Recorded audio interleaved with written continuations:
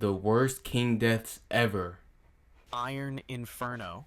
In September 1327, a deposed king faced a death so terrible that chroniclers spoke of it in whispers for centuries. The Iron Edward Inferno. II had ruled England for 20 troubled years before his wife Isabella and her lover Roger Mortimer orchestrated his removal from the throne. The fallen king was imprisoned in Berkeley Castle, a coldstone fortress in Gloucestershire where few could hear his cries. Initially, Edward's captors tried to break him through deliberate neglect. According to contemporary accounts, they placed him in a cell beneath the castle, where sewage from an animal pit deliberately flowed into his chamber. Historians believe they intended the filth and stench would cause disease and a seemingly natural death. When Edward survived these conditions, his captors grew impatient. On the night of September 21st, Oh yeah, I know, cause then back then them niggas used to think that bad smells could cause like fucking diseases and shit. Like the smell of shit could cause a disease.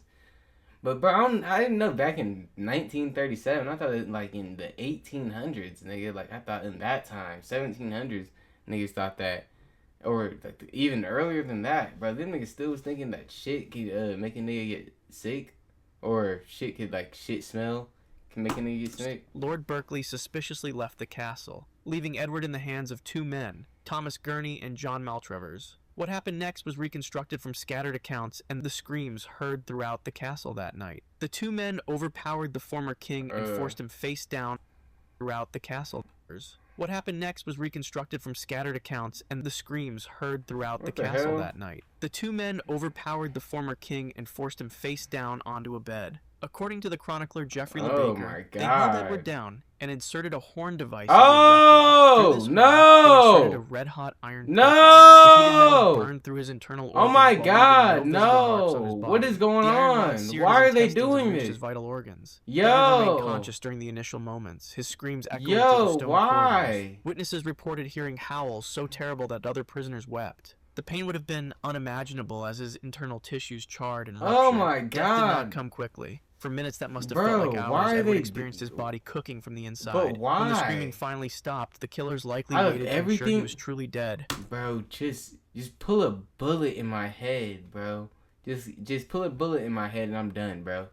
You know, I'm fine with just that, bro. Jesus Christ, man. Just shoot me, man. Get it over with. That's crazy. Before reporting that the former king had succumbed to a sudden illness. Edward's body was displayed publicly to show no external wounds, but the truth of his suffering could not remain hidden. The exploding corpse. God. In September 1087, one of history's most feared warriors, William the Conqueror, faced a humiliating end that began with a battlefield injury, not from an enemy, but from his own horse. William I, the Norman king who had conquered England 21 years earlier, was leading a punitive expedition against the French town of Mantes. At 59 years old, he was still an imposing figure, though his body had grown corpulent with age and luxury. Yeah, During 59, the assault, yeah. William's horse suddenly reared, driving the iron pommel of his saddle deep into the king's abdomen. The impact ruptured William's intestines, causing immediate and excruciating pain. Unable to continue fighting, the king was carried to a nearby priory in Rouen where physicians recognized the severity of his injuries. Medieval medicine had no answer for such internal trauma. For 6 agonizing weeks, William lay sweating and feverish as infection spread throughout his abdominal cavity. The once mighty conqueror could not eat or drink without causing fresh waves of torment. His abdomen swelled as gases built up from the damaged intestines, stretching his skin to a grotesque tightness. On September 9th, William finally succumbed to the infection, but his suffering did not end with death. As was customary for royalty, his body was to be interred in a stone sarcophagus at St. Stephen's Abbey in Caen. By the time the funeral procession arrived, the king's corpse had spent days in the summer heat. The body had bloated to an enormous size, the abdominal tissues breaking down and filling with gas. When monks attempted to force the swollen corpse into a sarcophagus that was too small, the pressure became too great. William's abdomen suddenly burst open with an audible pop, releasing intestinal contents and putrefied tissue. The stench was so overwhelming that mourners gagged and fled the church. The burial service was hastily completed by a few monks who covered their faces with their robes, trying not to breathe the noxious air that had once been their king. Oh my God. The hidden privy murder. No. On February 21st. Oh my God. Bro, that was horrible. That's a word. That's... Jesus. 1437, the tranquility of the Dominican friary in Perth was shattered by the sounds of violence. King James I of Scotland, a 42-year-old monarch known for his poetry and harsh justice, had been staying at the monastery. Earlier that evening, he had been chatting with the queen and her ladies when a sudden commotion of armed men was heard outside. The king immediately recognized the danger. This was no random disturbance, but a coordinated assassination attempt led by Sir Robert Graham, a nobleman James had previously exiled. In desperation, James looked for an escape route. The chamber windows were securely barred. Was it a setup? Was it a whole setup for him to stay there? Were the females in on it too? And the only exit would lead directly to his attackers. According to the chronicle, The Deethy of the King of Scotus, James made a frantic decision to pry up the floorboards and drop into a hidden space below. What he didn't realize was that this space was actually a small sewage drain that led to the monastery's privy, a toilet that emptied directly into a cesspit. Even worse, James had ordered this drain sealed days earlier to prevent tennis balls from being lost there during games in the courtyard. The assassins burst into the royal apartments, finding the queen and her attendants, but no king. They might have left, frustrated, had James not attempted to pull himself out of the cramped, fetid space. The noise alerted the killers, who followed the sound to the privy chamber. Looking down through the open floor, they spotted the trapped monarch. Unable to defend himself in the confined space, James could only watch as Graham's men jumped down with daggers drawn. The king was stabbed repeatedly, suffering 16 wounds to his chest alone. Jesus. As the daggers pierced vital organs, James struggled weakly, his body wedged in the narrow drain. His blood flowed cesspit below, mingling with the monastery's waste. The king who had ruled Scotland for 13 years died like a trapped animal, his final moments spent in a space of human filth. Emperor's Golden Curse. In the summer of 260 AD, a 66-year-old Roman emperor faced a fate that no ruler. In the summer of 260 AD, a 66-year-old Roman emperor faced a fate that no ruler of Rome had ever experienced before. Valerian, who had risen from aristocratic roots to command the most powerful empire on earth, led his army against the Persian forces near Edessa in modern-day Turkey. The battle ended in disaster. Valerian wasn't just defeated, he was captured alive by King Shapur I of Persia, becoming the only Roman emperor ever taken as a prisoner of war. For Shapur, this unprecedented captive presented an opportunity to demonstrate Persian dominance. According to the Christian historian Lactantius, Valerian's initial humiliation was psychological. The emperor, who had once been addressed as a living god, was forced to kneel whenever the Persian king mounted his horse. Shapur used Valerian's back as a human footstool, placing his boot on the Roman's neck before stepping into the stirrup. Witnesses reported that the once mighty emperor's face showed the vacant stare of a man whose spirit had already died, but physical torment would soon follow. After months of such degradation, Shapur reportedly grew tired of his royal prisoner. He ordered a demonstration that would send a message throughout the ancient world. Decapitated? According to Persian accounts, Valerian was restrained and forced to watch as executioners heated a crucible of gold until the metal became molten. The elderly emperor understood his fate only moments before his head was pulled back and his jaw forced open. Oh my god. The executioners poured the liquid gold, heated to over 1,900 degrees. I don't know if this is the same story as last time, but I heard in the medieval deaths, bro. Yeah, nigga got his had to pour open his my bad, I'm tripping. Had to open up his mouth and oh boy, poured the damn liquid gold in his mouth and said, "Ah, you Roman, since you like gold so much, you love gold so much, have it." But I don't know if this is for sure this story.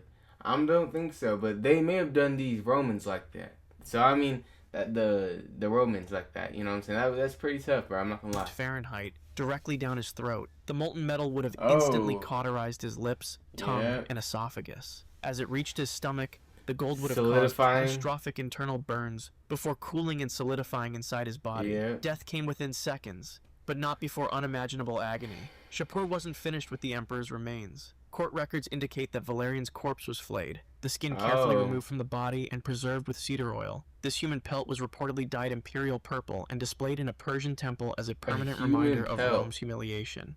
The inbred king's rotting autopsy. On November 1st, 1700, the last Habsburg king of Spain drew his final labored breath in Madrid's Royal Alcazar. Charles II, just 38 years old, had been dying since the day he was born. The product of generations of royal inbreeding, his parents were uncle and niece, Charles embodied the catastrophic genetic consequences of Habsburg marriage policies. Court physicians had documented his condition throughout his life, creating one of history's most disturbing medical records. From infancy, Charles showed signs of severe genetic disorders. His Habsburg jaw and extreme prognathism was so pronounced that his upper and lower teeth could not meet, making chewing impossible. Food had to be prepared in liquid form. His tongue should look like a horse mouth.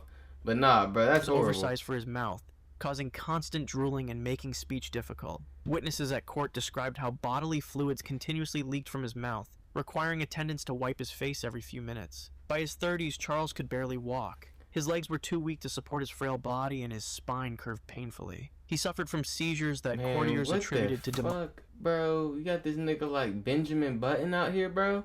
This is crazy. Now, bro, I would say Benjamin Button, but by his 30s, bro, cause he would have been probably 50. But nigga, that's bad, bro. You know he reversed aging if you're Benjamin Button. Bro, his spine was already cooked and fried by 30. He was drooling and losing his body, leaking bodily fluids out of his mouth. Yeah, that's kind of weird. Let me just stop. Physicians recorded episodes where he would suddenly fall, his body contorting as foam bubbled from his lips. Oh my god. These seizures increased in frequency during his final months, sometimes seizing. Occurring multiple times in a single day. No. In October 1700, Charles collapsed completely. For 3 days, his body fought against its genetic fate. The autopsy that followed revealed a body that defied medical understanding. The physicians who examined him wrote that his body did not contain a single drop of blood. His heart was the size of a peppercorn, his lungs corroded, his intestines rotten and gangrenous. He had a single testicle, black as coal, and his head was full of water. Most disturbing to the doctors was the complete absence of a brain. The cranial cavity instead filled with a clear watery fluid. The official report concluded that Charles had been repeatedly hexed, as physicians could not explain how a body so malformed had survived for 38 years. As news of the autopsy spread, European courts received confirmation of what many had long suspected. The Spanish king had never truly been alive in any meaningful sense, but rather a walking exhibition of dynastic decay. The rotten king. Man, that's kind of crazy. But let's think about this on a realistic term, though. Man, that means that we gotta see more about that case, bro. That's kind of crazy. In 4 BC, the tyrant king who had ruled Judea for over 3 decades confronted an enemy he couldn't defeat, his own decaying body. Ooh. Herod, the 69-year-old monarch notorious for his construction of the Second Temple and the human body. Herod, the 69-year-old monarch notorious for his construction of the Second Temple and the alleged massacre of the innocents, had long suffered from paranoia and violent mood swings. But the symptoms that began in the spring of that year were different, marking the start of what would become one of antiquity's most excruciating deaths. According to the historian Josephus, Herod's illness began with an intense itching that spread across his entire body. The sensation was so unbearable that the king would rake his fingernails across his skin until it bled. Yet even this self-mutilation provided no relief. Within weeks, his lower extremities began to swell with fluid, a condition physicians now recognize as severe edema. His feet expanded to nearly twice their normal size, making each step an exercise in agony. By summer, the most horrific symptom emerged. Herod's genitals became gangrenous, developing what Josephus described as putrefied and worm-infested sores. The infection created a breeding ground for maggots that literally consumed his reproductive organs while he was still alive. Lord. The stench became so overpowering that servants vomited when entering his chambers. Court physicians attempted treatments including warm baths in oil and various herbal poultices, but nothing slowed the progression of the disease. As his organs continued to fail, Herod suffered from constant shortness of breath.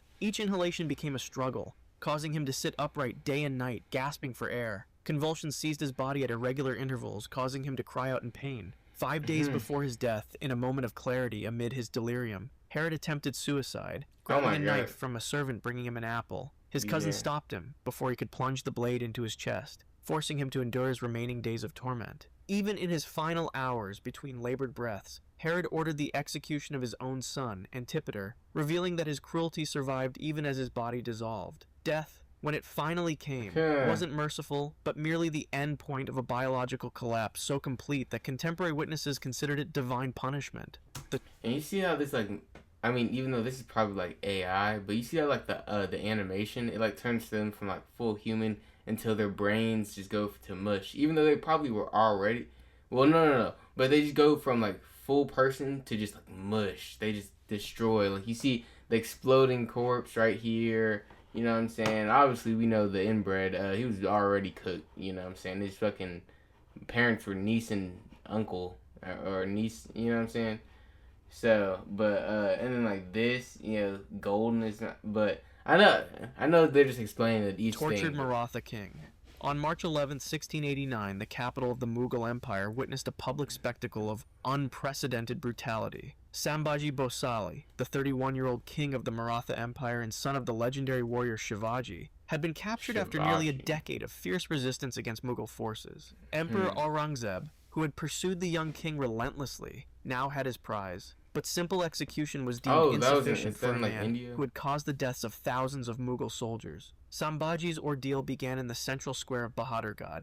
According to contemporary Persian chronicles, he was paraded through streets on a camel, dressed in a clown's motley with bells tied to his hands and feet. The humiliation was calculated, the warrior king reduced to a carnival curiosity before the final horrors began. Witnesses reported that Sambhaji maintained a defiant expression, refusing to show fear even as the implements of torture were displayed before him. The execution proceeded in methodical stages. First, the king's eyes were destroyed. Ooh. Executioners heated iron rods until they glowed red, then pressed them against his eyeballs. The sizzle of cooking ocular fluid was audible to the front rows of spectators. The smell of burning tissue wafted through the crowd. Sambhaji, now blind, remained standing as attendants supported him for the next phase of his punishment. Over the next 2 weeks, pieces of his body were methodically removed. Executioners began with his tongue, slicing it from his mouth while he was fully conscious. Then they took his fingers, one joint at a time. Between mutilations, physicians treated his wounds with cauterizing irons to prevent him from bleeding to death or losing consciousness. Each day, Sambhaji was brought back to the square for a new amputation.